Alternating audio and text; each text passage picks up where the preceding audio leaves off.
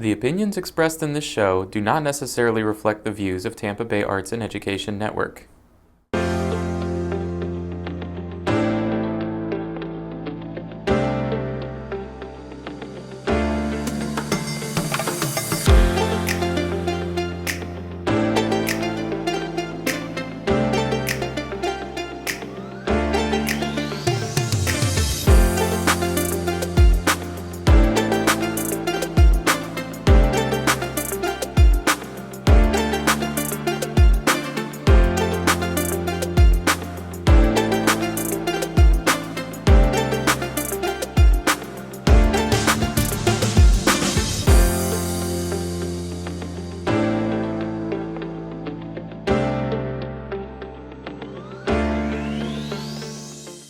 Hello everyone, and welcome to another edition of Connecting with Kim here on Tampa Bay Arts and Education Network. I am your host, Kim Droege. We're so glad you joined us today. Before we get started, I want to give a shout out to my sponsor, the Spring of Tampa Bay, who provides safe spaces and empowering services for survivors of domestic violence and their children. And they also supply my on-air wardrobe from their boutique, and they're at their brand new location, 4415 West Osborne, here in Tampa, in an area that we call Drew Park. So I want you to go up and visit their new facility. The boutique and the thrift are located together. The facility is wonderful, it's huge, and they're offering so many more services in this new facility. They just opened in December. So patronize them, because the net proceeds from the boutique and the thrift store help support their very important mission. And unfortunately, we still need them after 40 years to keep supporting that mission. So we also want to ask you to follow our Instagram, Facebook, and X account, because there will be all of the information about the show, the guests, the subject matter, and of course the fashion shots from the Spring of Tampa Bay. So please go and do that so you know everything about the show. And you can also catch the audio of my show on Sun Radio 96.3 FM and on your favorite streaming platform Monday, Wednesday, and Friday at 3:30. So we've been with them. I started as a radio show. I'm going to keep my show on radio too, in addition to being here on the incredible Tampa Bay Arts and Education Network, who is just the best crew in the world, my family. I love them. So we're having a returning guest. You know we don't do that too often unless it's elected officials, but so much has happened since this guest was on in season 2 that it's just right that they come back and share some new information with us. So I'm going to introduce you to Samantha Mellen from A Kid's Place in, is that Lithia or Brandon there? Both, yeah, actually. Lithia and Brandon. And Samantha Mellen, who has the greatest hair that anyone ever had, is the development director for A Kid's Place. I've known her so long, I don't even worry about what her title is. So welcome back, Samantha. Thank you. Thank you so much for having us. We're so excited. It's so good to see you. It's so good to see you. I know. We were talking before we went on air. Sometimes I get to the place that I'm going to have on the show, and sometimes I don't. I make every effort to. But I'm so blessed because I've been twice this year to A Kid's Place. Yes, it's so exciting, all the exciting things going on right now with the campus. It is. So as you know, we always start every show the same way. I like my guests to take a few minutes to share their life journey as much as they feel comfortable with, because you just never know when somebody out there shares something in common with you. Mm-hmm. And it's a good way to have them say, I'm going to listen to Samantha talk about A Kid's Place. So. Oh, well, thank you so much again for having us. I grew up on the East Coast in Daytona Beach and came over to Tampa for college and never left. Made this my home, and I absolutely love the Tampa Bay area, the community. We have sports, we have theater, we have music, we have festivals, so it's just a really awesome community to be in. And during my time, I always like to gather everyone together and how we can help the community, and that's kind of always been my forte. And we started as a volunteer with A Kid's Place in hosting drives for the holidays. And we did that for about 3 years with a group of friends and helped sponsor about 20 kids each year. And then I was in a transition path, and they reached out to me, and there was a role that just did kind of what I did as a coordinator, and I had some success with event planning and coordinating people, obviously, and working with the community, and I've been there now for over 12 years. Well, making those contacts and those inroads into the community is very important. I mean, I know that from my own self and my show and the different endeavors I'm invited in. It's really important. So for those people that might not know anything about A Kid's Place, because, you know, we have lots of new people moving into Florida all the time, and Hillsborough County. So why don't we step them through a little history of a kid's place? Of course. So A Kids Place is a residential group home. We were founded by Dottie Berger McKinnon, and we are in Brandon. We can house up to 60 children at any given time, and we really focus on keeping that family together. So we keep brothers and sisters together in a nice, loving home. We're kind of a hybrid, best of both worlds. We have 5 houses on our campus. We're in 5 acres, and they have house parent staff that live with them. But then we also offer educational tutoring. We have on-site therapists that give them those appointments as they're needed, as well as a medical transporter to make sure that they receive their dental, vision, and medical appointments. So it's really like a stop shop, all-in-one resources to help stabilize the children, but also really we're pivoting into more of a development phase and how we're going to help them on their next journey of life. When Dottie Berger McKinnon, who is a friend of our family's, started A Kids Place with lots of other people. Okay, so there were lots of community involvement, but it was her brainchild, her thing. Yeah. You took in anywhere from babies to teenagers, to 18-year-olds. Not so much anymore, I understand, are the younger children. Correct. So as we've grown older, our age has also grown older with us, and for multiple reasons, but our average age right now is about 13, and our average length of stay has also increased. So now we're looking at about 1.5 years, whereas prior years, our average age was really about 8, and our length of stay was probably 6 to 9 months. Now, I think we ought to cover for the audience out there before we launch into some other discussions. Where are these children coming from that you're housing in this loving environment? So our kids really come from all over the Tampa Bay area, as well as Pinellas and Pasco counties. About half of my children are from Hillsborough County and half are from Pasco Pinellas at this given time. They're coming from families that are having difficult times and they need some assistance, and they've been removed from their home for abuse, abandonment, or neglect. Mm-hmm. And then we work with our local CBCs, and that's how our kids come to us. And it's just really able to give them their childhood back and help them work through this while their family's working through their case. And then hopefully that they can be reunified with their family. Yes, I mean, that is always the goal, right? We want to try to keep as much as possible families together if the situation develops in a way that's possible. Well, having been to your campus and toured it, like I said, I was blessed to go there twice this year. Once was at your invitation and you toured me around, which I was very grateful. And once with Leadership Brandon. To see the homes is really, I mean, they are real homes. And you walk in and there's, the kitchen and the group dining area and the living room, what I'd call the living room, and then each the bedrooms. Mm-hmm. And you have house parents that are there. Our founders were so great and intentional in how they built A Kids Place. If you come, I encourage everyone to come visit. Please feel free to reach out to us. We love to share our campus with everyone. But it looks like a cul-de-sac. It looks like it's a community. So our kids feel like they're part of a community and not an institution. Right. And that's really important for us because we want them to let those walls down. We want them to heal from what they've been going through. But we also want to give them their childhood back and help get them on par with their peers. And they're able to do this because all the kids at A Kids Place are going through something. And then they get to stay together as a family. So it's not an institution. They do all their meals together. They go on they go on field trips together. Mm-hmm. They do, those fun outings, whether it's a sporting event or the movies or the beach. You're really trying to give them that piece of normalcy so they can share those experiences with their peers when they go back to school. And I always joke, we have the biggest island in every house because we eat together as a family of 15. Whoever cooks the best does the cooking. Once you come through the gates and park and then step through the main building, right, and you step outside where the homes are located on, like you say, the cul-de-sac, it really is all the feeling of a neighborhood. Yeah. What that looks like. So so several big things have happened in since you were last here. I don't know which one you want to tackle first. I think they're both important, but why don't you decide which one you want to talk about that change? I'll just go in time, how it has. So since we were here last, we purchased some additional property, and we've also expanded our services to youth aging out of care. So post-COVID, we opened up a house for young ladies who were turning 18. We had a few that were turning 18 during COVID, and we had the space, and we were that was such a hard time and difficult time for everyone, right? So how do you just throw them out in the world, right? Right. So we were let's open up this house and help them. And it was a learning for us because we're growing with our kids. We're pivoting to the needs to our children at all times.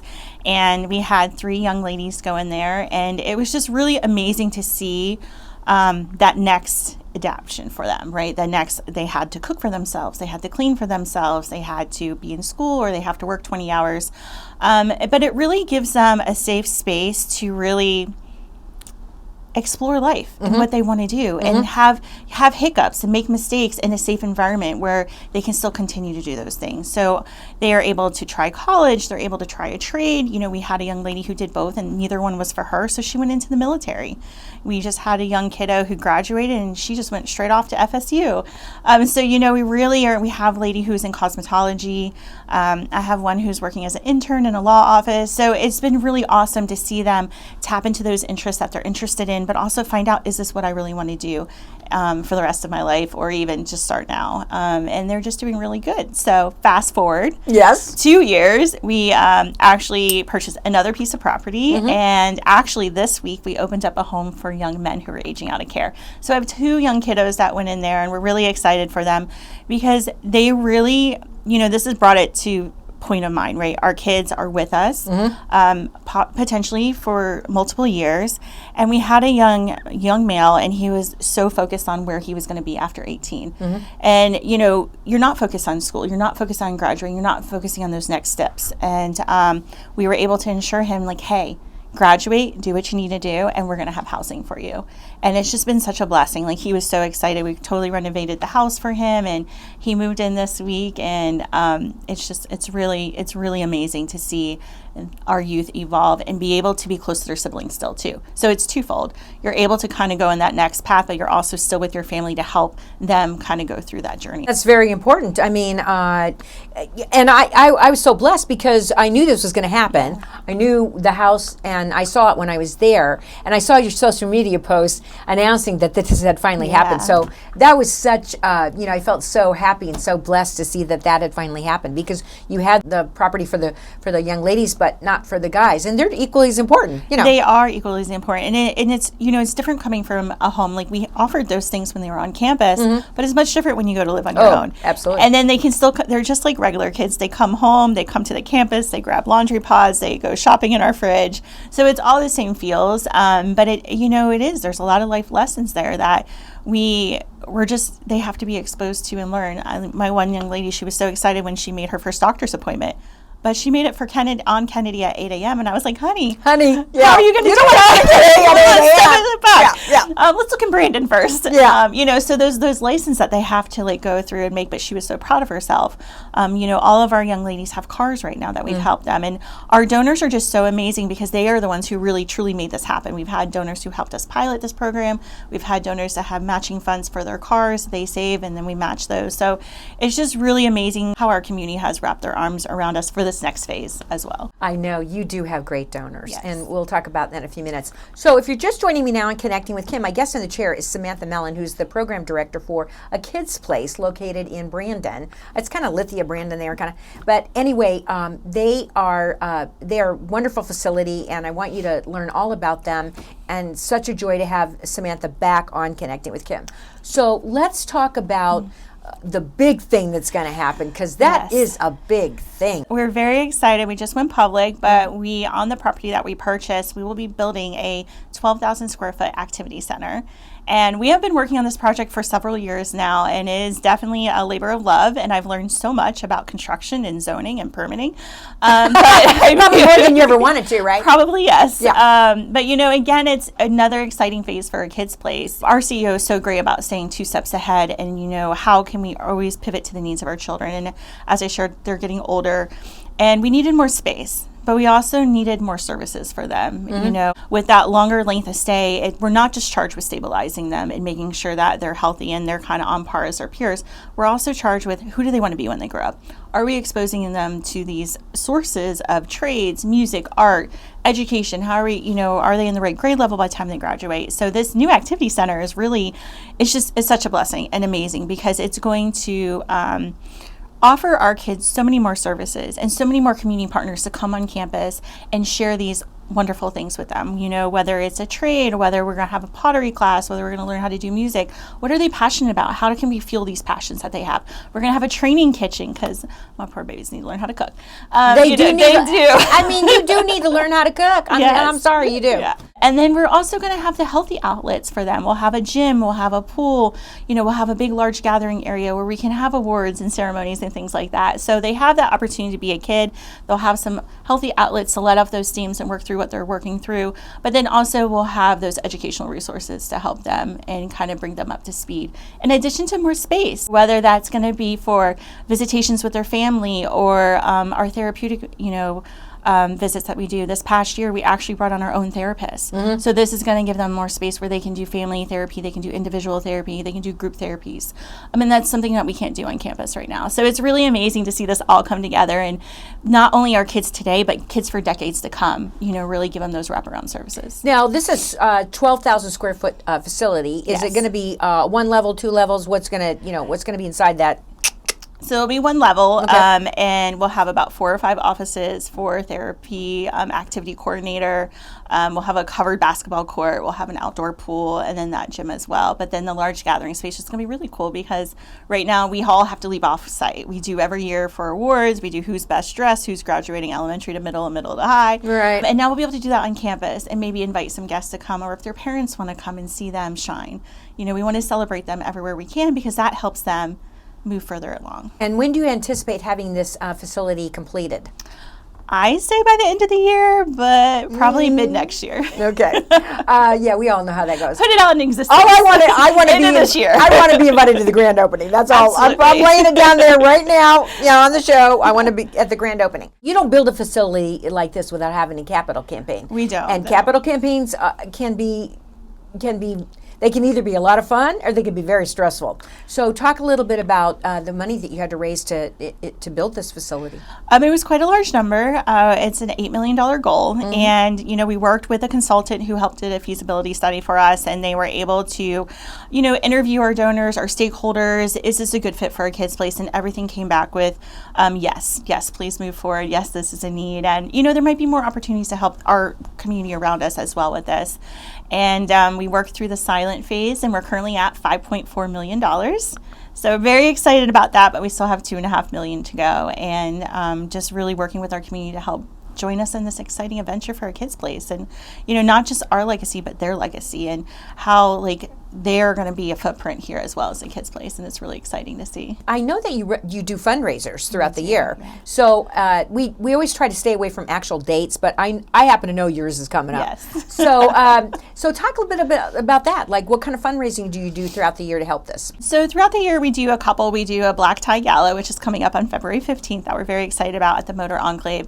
And then we also have a golf tournament. And then we do a lot of grant writing. We work with our corporate and individual donors as well, workplace giving and matching gifts. And collectively, they all come together and help. And we have a big goal every year. We do have to raise about $2 million for the programs that we have at a kids' place, in addition to the state funding that we receive. And that's where those events and grant opportunities help maintain those. Right. And then our overage will go to the capital campaign. But it's exciting, it's scary, it's fun. It's been really awesome just kind of meeting with our donors though, and that one-on-one, and hearing their passion and their excitement, and especially for that aging out youth that we're helping. It's a big problem. It is a huge problem, and it's a problem people don't talk about. They don't, and it's hard because I think it's really hard to visualize what it's like for a child in foster care, because none of us would do that to our own children, let alone family or anything like that. And these kids are really going through a difficult time, so being able to reassure them that they don't have to stress about that next phase in their life, really, it does wonders for them. They're comfortable in their skin, they're comfortable in doing what they need to do, but also excited on what that future is going to be for them. And well, you just think about your own when you became an adult, right? I was out the door. Yeah, I called home for groceries. Yeah. But you think about your own transition when you became an adult, right? Whether it was going out into the work world right away, whether it was going to college or university. I mean, it still was a transition, it is. Right? It's a big transition. And you probably, and I know I was fortunate enough to have parents who were supportive, and were there for me and helping me, right? It is. And that's what the key about our donors and even just a kids place. I had 2 mentees when we opened up the girls' youth home, and I still talk to them all the time. Actually, our one who was in the Navy, she just came and visited, and we hung out during the holidays. And it's really great to see them morph into mini adults. Like they're still, I guess they are adults, but in my mind, they're my still little mini adults. Yeah. And have these life changes. And she just got her first apartment on base. That's all hers. And she purchased a new car. That's all on her. So to see that we were able to give them such a nice, strong foundation, but they were able to explore and advance and then take those seeds and just keep flourishing them. And I think that's really the most amazing thing. And we couldn't do it without our donors. Whether they're donating their time, talent, or treasure, there's been so much help at a kid's place since the beginning. And really to kind of bring this on, I think Dottie's really proud of everything going on. Oh, we know Dottie's up in heaven looking down, and she is totally happy with how a kid's place has evolved since she, had her brainchild and launched it, right?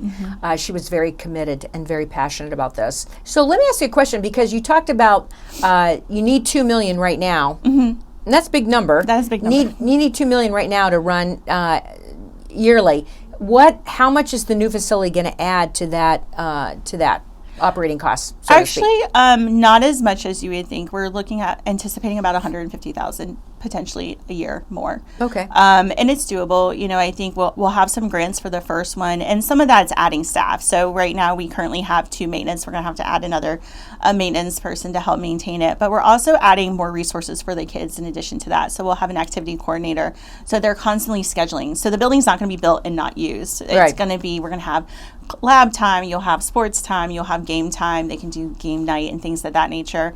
And then we'll be having our therapists over there as well. So we're looking about $150,000, but it'll definitely be worth it for the kids. Oh, absolutely. I mean, I'm not questioning the reason behind it. I'm just questioning that whenever you expand, you have more operating costs. I mean, it just flows with it, right? But it's going to be terribly exciting. Now, I've actually been to your location, so I know that you pull in and you come onto that gravel road, right?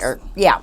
And then you own all. So now will the gates now be at the start of that, since you're going to own all the way down that road? I'm just trying to put a picture in my mind. Not quite yet. Okay. And that will we are going to close off. So you're right. You turn down that road to go to a kid's place. And then you go to the left to get into kid's place. And we purchased that property in a corner where the activity center is going. So we are closing off that entrance from Lithia to that property. Okay. So you'll come down that same dirt road and then turn into the new property for the activity center.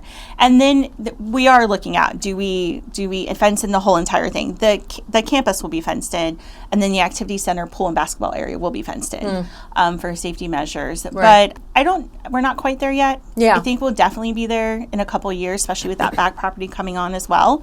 But that's what we use for house parent support, and then we'll have some equine therapy in the future. So there's still cool things coming our way that we can't evolve yet. It's going to be so amazing for our kids, because it's truly, it's like I remember my niece was like 3 to 4, and like when she learns something and the eyes sparkle, right? And you're seeing that in our teens, and that's really exciting, because they have this constant battle going on that they don't share in the world. They don't share when they're at school. Right. And be able to like praise them and help incentivize them and get them excited about their education and where they want to go with it is just really, really, it's just so inspiring.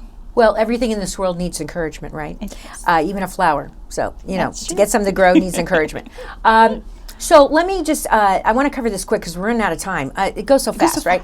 I know that there are groups, because they were there, or they were getting ready to come in when I was there those days. So talk a little bit about the groups that come in and host nights and host events at your place, like if it's cooking for the kids or it's... I want you to talk about that, because there might be somebody out there goes, well, I want to do that. Absolutely. So we welcome the community in any way, fashion to help a kid's place.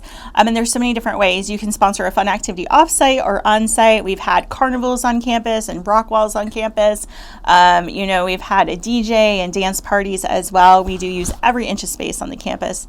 During the summer, bouncy houses with water slides, because our kids just want to be kids. I've had teens going down water slides because they didn't have that opportunity before. Right. And then you have Where Love Grows. She's a great advocate for us, and she does a cooking class. And this past summer, our kids went to the Epicurean, and they had a 3-week cooking course, and it was delightful. Amazing, because our kids rose to the occasion. We put them in an environment, and it's at the Epicurean, and they come in, they're like, Miss Sam, it smells so good. And you chuckle, because I'm like, oh my God, you guys don't go to these things very often. And then there's all this food laid out, and they bring them a butcher knife to cook. And I'm like, oh, I hope I still have my job after this. But it was just so sweet to see, because they have their gloves on, but they made these amazing meals. And they made a hash scramble with a lemon crepe, I believe. And it was just, they rose to the occasion. They were crushing garlic, they were cutting vegetables, couldn't crack an egg to save their life. And that's where I came back and was like, we need a training kitchen in this new building, because they need to learn how to cook. But they rose to the occasion. And I swear, if we challenge our kids to rise to the occasion and give them all these resources, they're just going to shine from there on. Well, and you might have some budding chefs. Yeah. You never know, right? They came back to campus, and they were like, we want to cook this, and we want to cook this, and we want to cook this. And that's where our community partners, with that opportunity, they gave this to our children, and it just flourished. As you said, water the plant, and it will keep going. Every little thing in the world needs encouragement to blossom. Yeah. Children especially need encouragement to blossom and to, feel safe to reach inside themselves and consider the possibilities, right? Well, and it's just, you don't know what they've been exposed to. No, you don't. And it could even be fun things. Have they been to a sporting game? They're going to see a play at the Straz. They're going to get all dressed up and go to dinner and go to a play. And that's so cool, because that's something they might not have seen before. So it's very exciting to expose them to all these fun things. Well, we are out of time, I'm sorry to say, but I am so glad you joined us today. My guest today on Connecting with Kim, in case you're just joining us and you have to go back and watch the entire episode, is Samantha Mellen, who is the program director for A Kids Place.